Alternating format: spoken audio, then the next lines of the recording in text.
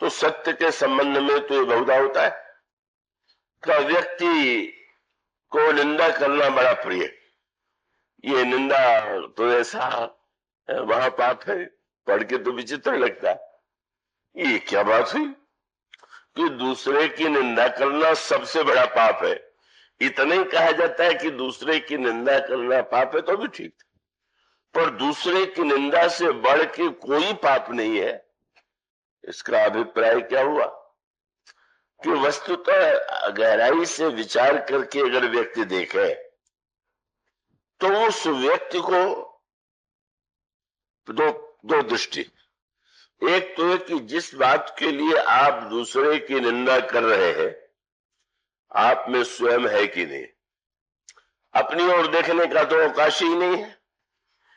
एक कटुभाषी व्यक्ति भी दूसरे के द्वारा कटु शब्द सुन करके क्षुब्ध होता है, उसका अर्थ है कटु बोलने का विशेषाधिकार अपना मानता है, पर दूसरों से आशा वो मधुर भाषा की करता।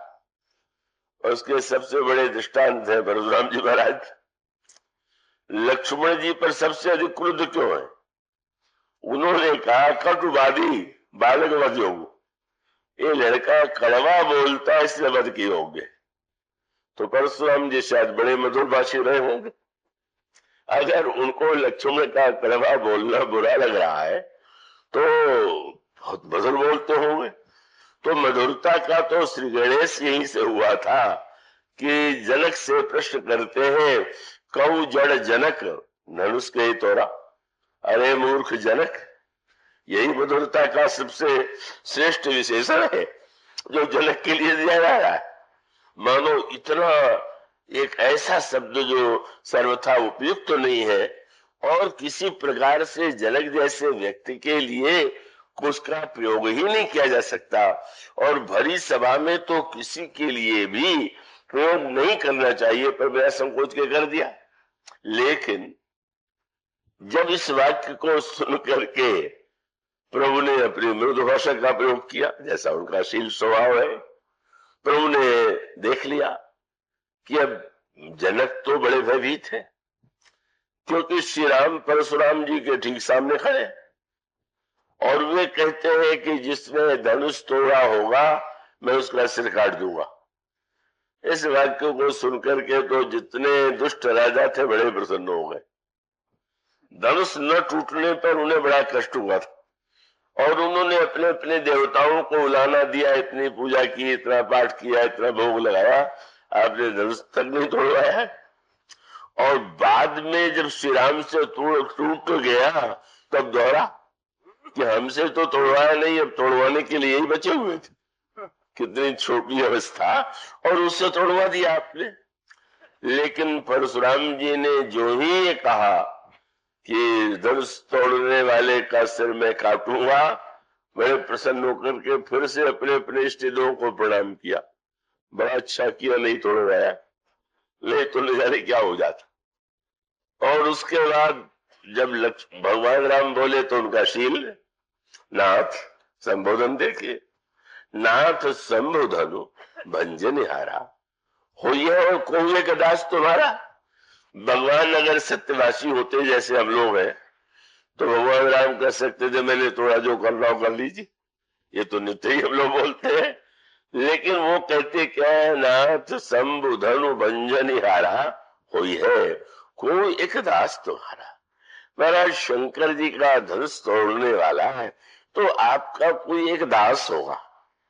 और फिर आगे कहते हैं आय सुखा कही किन मोही, आप आज्ञा दीजिए।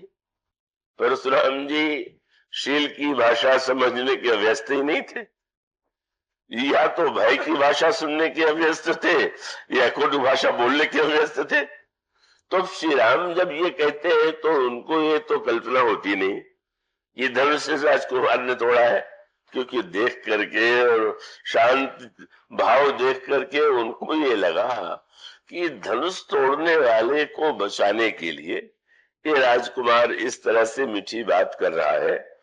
और इसलिए उन्होंने कहा कि राम आश्चर्य होता है, तुम कह रहे हो कि मेरा कोई दास होगा, यही सेवक की नई परिभाषा है क्या?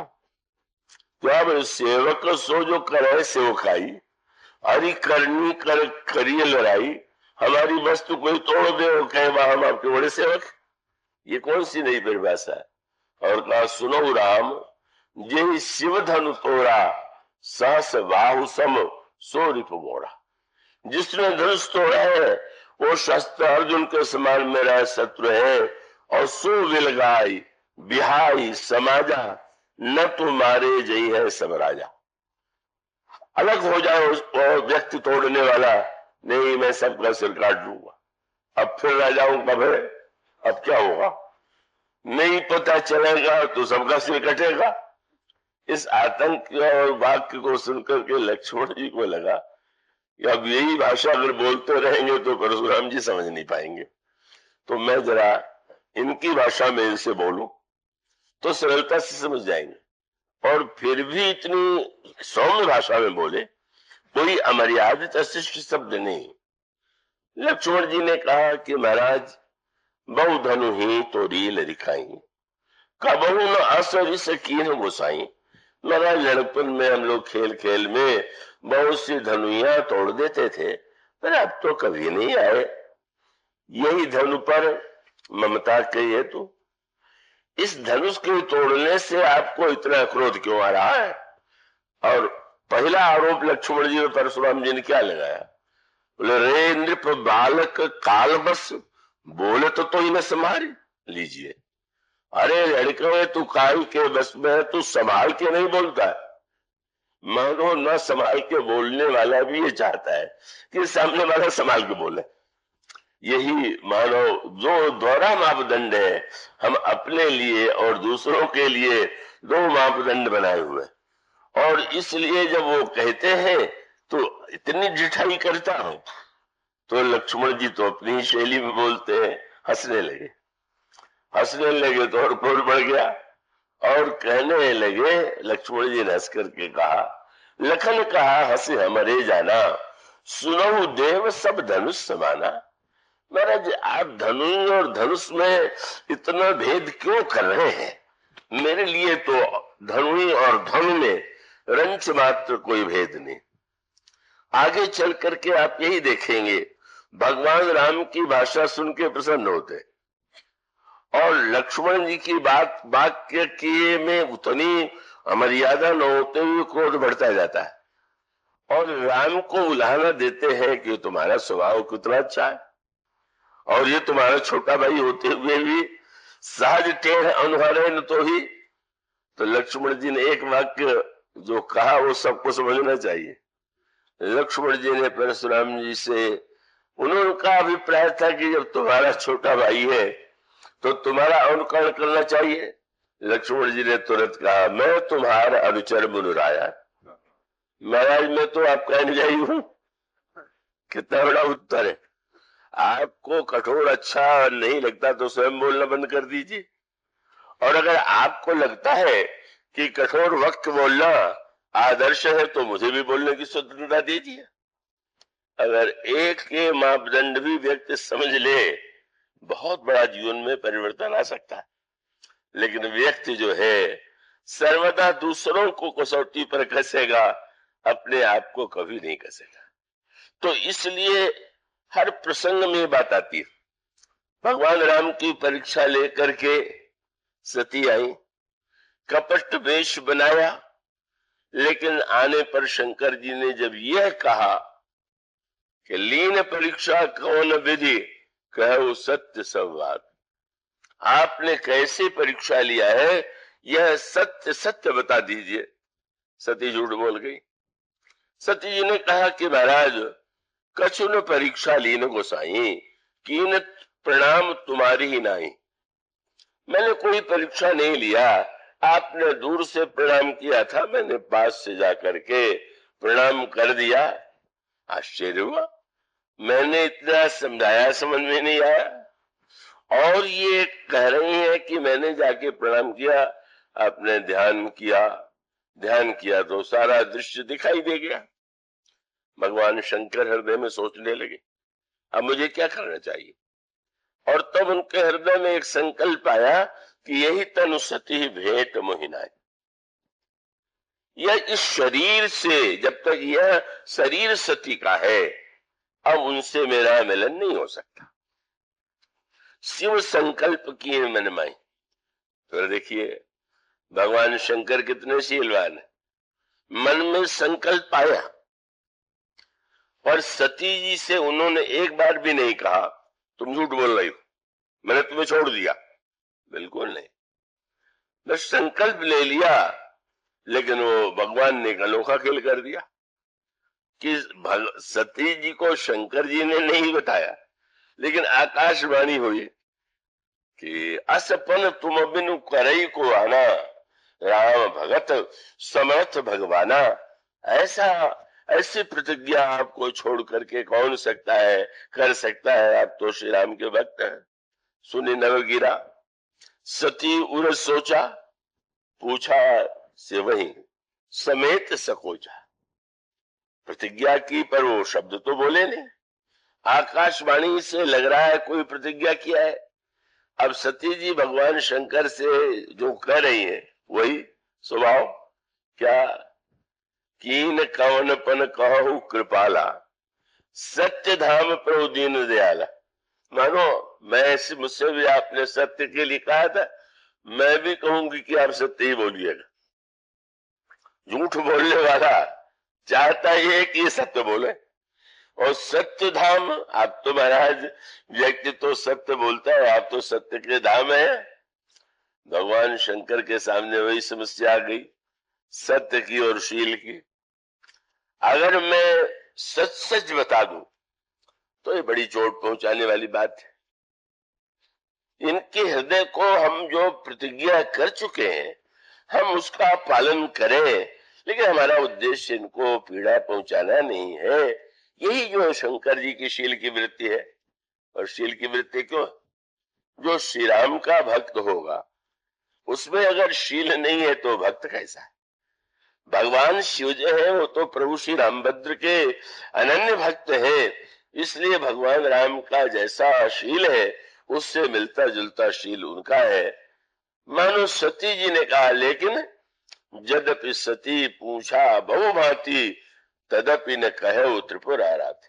बार बार घुमा फिरा के पूछती है, बताइए तो आपने ऐसी क्या प्रतिज्ञा किया? पर भगवान शिव नहीं बता, न बताना उनके शील का परिचय है। प्रतिज्ञा सत्य को उन्होंने अपने हृदय में रखा, पर सत्य के नाम पर वाणी के द्वारा कष्ट पहुंचाने का उन्होंने कोई कार्य नहीं किया। ये शिव का सेवत्व है, ये उनका शील है। और इतना अधिक उदार हृदय है, कैसा शील है? गोस्वामी जी कहते हैं कि भगवान सती जी समझ गई कि वो मैंने जो असत्य भाषण किया, अवश्य भगवान शिव ने मेरा परित्याग कर दिया, पर बताते नहीं है, हृदय में बड़ी पीड़ा। सती जी भगवान शंकर के साथ जा रहे हैं। शंकर जी ने क्या किया? कितना उदारशील पक्ष है। समझ गए कि सती दुखित हो रही, इनके मन के दुख को कैसे सांत्वना दें। तो लिखा हुआ है, वर्णत पंथ विविध इतिहासा। पार्वती सती से भगवान शंकर कहते हैं, चलिए मार्ग कटने के लिए मैं पुरानी गाथाएं आपको सुना रहा हूं। विश्वनाथ पहुंचे कैलासा, कितना ध्यान है कि भले ही मेरी प्रतिज्ञा के लिए इनका त्याग करना पड़ा हो, लेकिन इन्हें कष्ट देना मेरे लिए उचित नहीं है। शंकर जी कैलाश पहुंच गए, अब सती जी तो पीछे। महाराज कुछ तो बताइए, क्या हुआ, क्यों हुआ? और शंकर जी ने तो सोचा अब क्या करें, अब पूछती रहे और मैं न बोलूं तो भी एक गोस्वामी कहता हूं पुण्य शंभु समुझपन आपन, बैठे बटतर करी कमलासन, और शंकर साज समाधि समारा, लाग समाधि अखंड अपारा। भगवान शंकर ध्यान में और समाधि में चले गए। किसी को आप ध्यान में बैठा देखेंगे तो अपने आप सोचेंगे कि अच्छा जब ध्यान से उठे तब हम उनसे कुछ पूछे, और ध्यान इतना लंबा हो गया कि उसकी कोई सीमा नहीं। मानो यह जो शील और सत्य का यह स्वभाव कि हम जो अपने लिए चाहते हैं दूसरों के लिए क्यों नहीं चाहते? इसलिए भगवान वेदव्यास ही तो कहते हैं कि एक ही धर्म का महानतम रहस्य है कि आत्मन प्रतिकूलानी न परेशान समाचरे। जो आपको अच्छा नहीं लगता वो आप दूसरे से मत कहिए, उस तरह का व्यवहार दूसरे से मत कीजिए। किंतु यह जो अयोध्या का कांड है इसमें सत्य के नाम पर केवल कटु भाषण, केवल अनर्थ, मंत्रा के सत्य के नाम पर झगड़ा लगाती। ये जितना झगड़ा लगाने वाले हैं वो सत्यवादी ही होते और यही कहते हैं कि मैं तो सही सही बात तुम्हें सुना रहा हूं। मैंने सही बात का उद्देश्य झगड़ा ही लगाना है क्या? इसीलिए सत्य बना हुआ है कि दो व्यक्तियों में प्रेम भी हो तो झगड़ा लगा दिया जाए। अगर ये सत्य का यही उद्देश्य है तो ब्रह्मा भी सोचते होंगे कि भाई ये सत्य मैंने धर्म कहां से बता दिया। जब मंथरा सत्य के नाम पर संघर्ष करे, जब सत्य के नाम पर कैकेयी श्री राम को वन जाने का आदेश दे, सत्य के नाम पर वो श्री लक्ष्मण और सीता का निष्कासन करें, वे एक बार भी तो नहीं कहती हैं कि अच्छा राम को जाने के लिए मैंने कहा है। तो जिस समय आप सोचे महाराज श्री दशरथ ने और अयोध्या के अनेक लोगों ने अनुरोध किया कि सीता और लक्ष्मण को भी नहीं दिया गया है, आप लोग तो न जाइए, लेकिन कैकेयी के मुंह से एक बार भी ये नहीं निकला कि नहीं मैंने केवल राम के लिए कहा है, इन दोनों के लिए नहीं, बल्कि मन ही मन प्रसन्न हो गई, ये तो बहुत अच्छा हो गया। यहां रहती तो पता नहीं लक्ष्मण की तो रहने की कल्पना से घबरा गई। राम चले जाए लक्ष्मण रह जाए तो लक्ष्मण तो राम का महान अनुयायी है, कोई भी अनर्थ खड़ा कर सकता है। मानो सत्य के नाम पर क्रूरता, सत्य के नाम पर दूसरे का उत्पीड़न और सत्य के नाम पर दूसरों में झगड़ा लगाना, यह सत्य की वह विकृति है जिसको दृष्टिगत रख करके सब लोग कहते थे कि महाराज दशरथ बड़े सत्यवादी थे। पर भरत जी ने पहली बार ये प्रश्न किया, मैं नहीं मानता। मैं यही कह सकता हूं कि पिताजी बड़े बुद्धिमान थे, पर सत्य के नाम पर जिस तरह से उन्हें बाध्य किया गया और जिस तरह से वे मौन रह करके कैकेयी के अनर्थ को सहते रहे, श्री राम को वन दिया, उससे सिद्ध हो जाता है कि मरण काल विधि मति हरणी, मृत्यु के समय ब्रह्मा ने उनकी बुद्धि का हरण कर लिया था। तो यह जो सत्य के नाम पर आज भी समाज में, और ये बड़े निरीक्षण का प्रसंग है और इसको गहराई से सुन करके हमें हृदयंगम करना चाहिए। और तब इसका अर्थ यह है, पर निंदा का अर्थ यह है कि निंदा के द्वारा हानि छोड़ करके कोई लाभ नहीं। सामने वाले में अगर दोष है और उसकी आप निंदा कर रहे हैं तो आपके मन में उस दोष का चिंतन और भी विलंब तक हो रहा है, और नहीं है और आप व्यर्थ ही निंदा कर रहे हैं तो महान पाप कर रहे हैं। वो गाथा आपने सुनी होगी, वो बौद्ध भिक्षु स्नान करने के लिए गए, वहां एक युवती स्नान करने के लिए आई पर तैरना नहीं जानती थी, जल में डूबने लगी। तो दो भिक्षुओं में से भिक्षुओं में के लिए स्त्री का स्पर्श निषिद्ध है, पर एक भिक्षु को लगा कि उसको डूबते हुए बचाना चाहिए, वो कूद पड़ा। दूसरे भिक्षु ने कहा क्या कर रहे हो, ये भिक्षु धर्म के विरुद्ध है, लेकिन वो कूदा। उस युवती को लाया उठा करके गीले वस्त्र में और उस पर पेट में पानी चला गया था, उसको दबा करके जल निकाल दिया और वो स्त्री चलने योग्य नहीं थी तो अपने कंधे पर बैठा करके उसके घर तक पहुंचा दिया।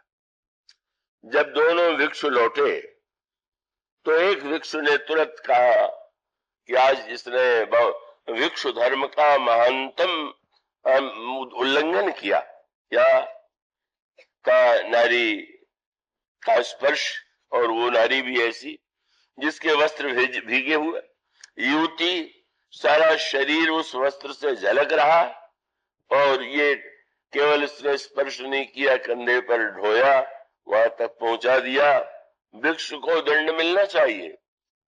और उत्तर मिला कि भिक्षु, उसने तो उस नारी को कंधे से उतार दिया, पर अब भी तुम मन के कंधे पर उसे ढो ही रहे हो। अभी तुम उसी कल्पना में डूबे हुए हो कि कंधे पर युवती को लादे हुए हैं। क्या तुम समझते हो कि तुम भिक्षु धर्म का पालन कर रहे हो?